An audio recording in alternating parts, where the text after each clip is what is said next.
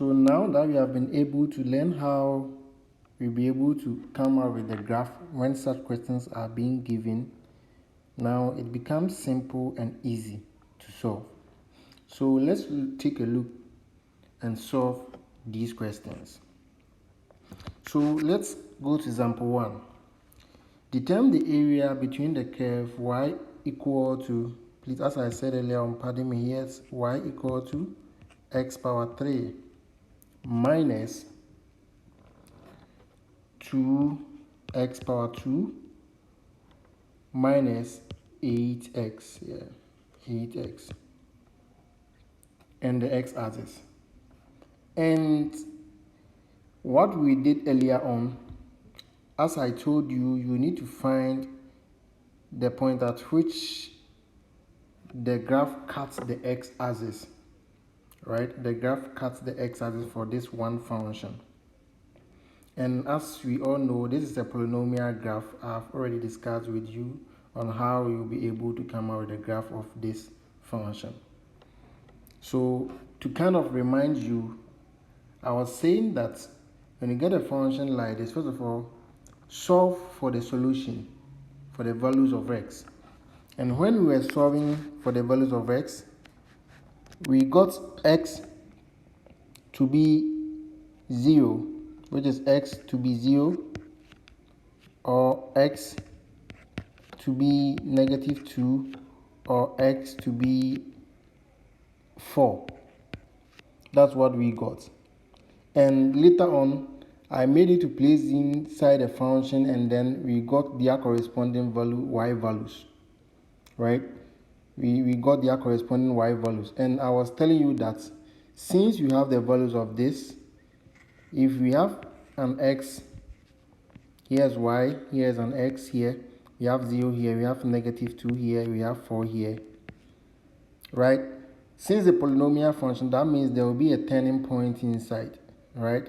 And you can use differentiation to find a turning point, and from there you'll be able to calculate or know whether it's going down here or it's be going up here, right? That's at the turning point. You can differentiate it and then solve for the values, the remaining values.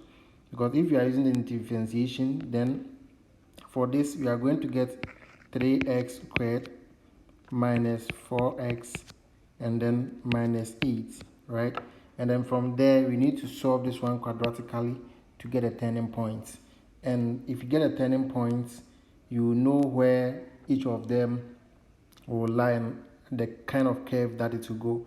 But the easiest way that I was showing you was how you can use the intermediate values to just find where it will turn. So now we can see that here there's a negative 1 between this place, the negative 2 and 0. And then here there's maybe 1. We want to pick a number which will be easier for us. We could have picked 2 over here, right? Over here to work with, but 1 will be easy. So when we pick the 1, put it inside the original function. This is the original function. This is the original function that I've written over here. And then when you put it in original function, which is at x equal to 1, because we are picking 1. When you pick 1 and you put it inside the function, this is the original function, we are going to get y equal to what? Negative 9. This is the value that we pick here between 0 and 4. Y equal to negative 9.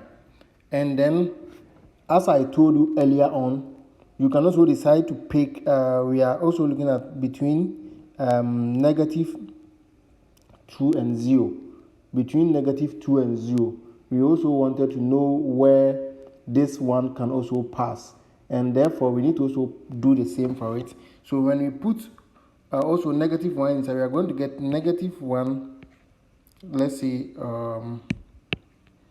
negative 1 power 3 minus 2 multiplied by negative 1 squared minus 8 multiplied by negative 1. So we are going to get negative 1. Here will give us negative 2, because here will, I hope you get me.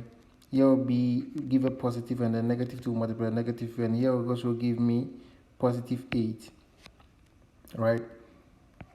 because negative times negative is positive 8. So when we bring them together, give us 3 plus negative 3 plus 8.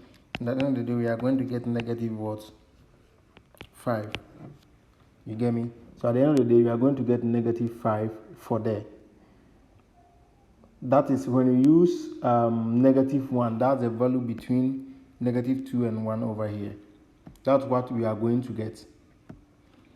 And therefore, what we can do is, now we know that when we pick a value between negative 2 and 0 here, we are going to get what? Negative number. And then when we pick a value between, which is 1, between 0 and 4 here, we are going to get what? We are going to get, let me check. Sorry, this is positive 5, don't worry, I think it's equal to. So as I said earlier on, when we pick a value between negative 2 and then 0, and we put it inside a function, that is, if we pick negative 1, we are going to get a positive number, which is 5 over here. But when we pick 1 and we put it inside a function, for example, 1 power 3 minus 2 power multiplied by 1 power 2 minus 8 times 1. As you can see, we are going to get negative 9. That is a number between 0 and 4. And the number between negative 2 and 0, we got what? 5, which is positive. This gives us a fair idea that our function the function will tend between negative 2 and 0 to that of the positive side. So assuming that here is our 5, it will tend to this part before it will come and cut 0 and come down. And as I told you earlier on, those values that we got after solving the equation will become the point at which the function cuts the x-axis. Those are the roots of the function, right? That's the x values.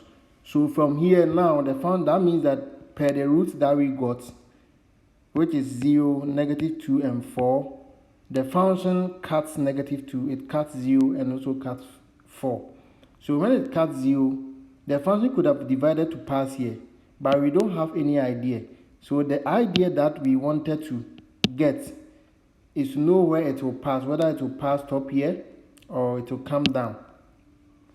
So in doing that, that's where we plug in a value between 0 and 4, which is 1, and we got a value of what? Negative what? 9. And getting the negative 9 means that we are getting a fair idea of the fact that we have negative 9 here. That means the function will cross here and pass here before it will go and cut the x-axis, positive x-axis, which is 4. So this gives us a fair idea of the enclosed area between the function and then the positive x-axis, sorry. This gives a fair idea between the function and the x-axis, and then the enclosed area becomes this part and then this part as well, right? So now let me draw this graph clearly. Now, being able to come up with this graph means that you have been able to do all the necessary calculations. So after being able to do the necessary calculations, this is the graph that I'll be able to come out with.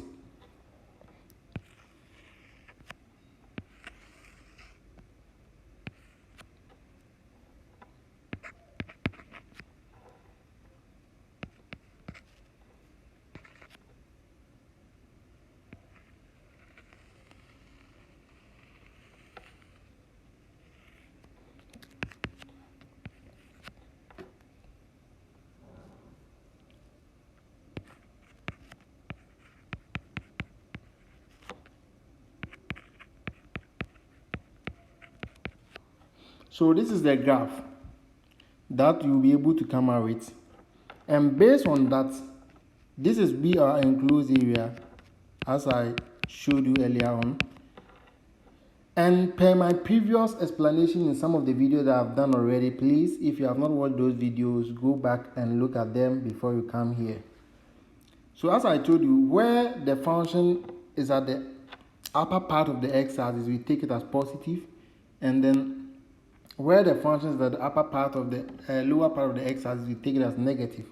So here the function is positive, here the function we evaluate the negative aspect. So in this case, the total shaded area is going to be from like a b f of x dx minus b c f of x dx. Our function f of x from a to b becomes our -2 to 0. And then from the b to c, which is minus because it's below the x-axis here, becomes our 0 to 4. That is the whole explanation for this graph.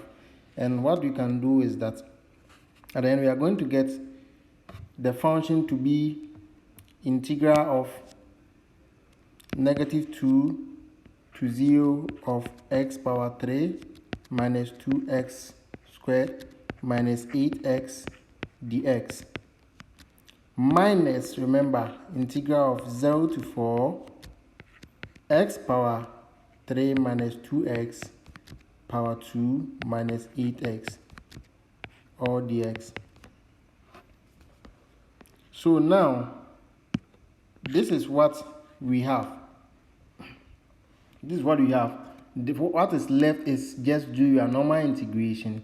In doing the integration, we are going to get x power 4 over 4 minus 2x power 3 over 3 minus 8x power 2 over 2. And remember that is in the limit of -2 to 0 minus the same integration, so 4x power 4 over 4 minus 2x power 3 over 3 minus 8x power 2 over 2, and then we are having 0, 4 as the limits. As I showed you earlier on here, we are evaluating this part and we are evaluating. Please don't evaluate between -2 and then 4, between -2 and 4, because here at the point that there is no enclosed area here, it ends here and then you pick it from here and you go there. So please, such question, be careful on how you'll be able to solve it. So now that we have such limits, or you have been able to do the integration and you have your limits over it, just try to do the substitution. You can use a calculator or you can do it by hand. So in such cases, you are going to get, for the first part here, you are going to get, do the substitution here.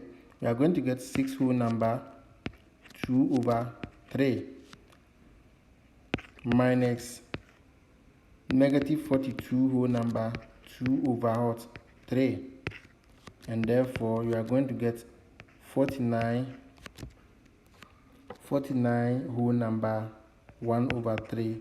You can try to convert this one into normal fraction, which means that 49 times 3 plus 1 over 3, right? This is something that we have been doing for a very long time in our primary school, our JHS, and probably you are university level.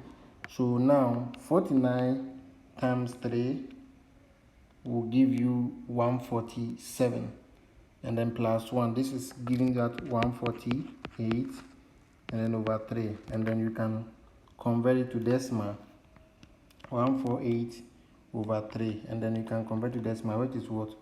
49.33. 49.33. So it's up to you how you want to leave it. But remember that, as we did earlier on, this upper limit minus lower limit, you evaluate this between this and this, you evaluate this between this and this. When you are done, you subtract them. So please take note of that. Don't miss any step.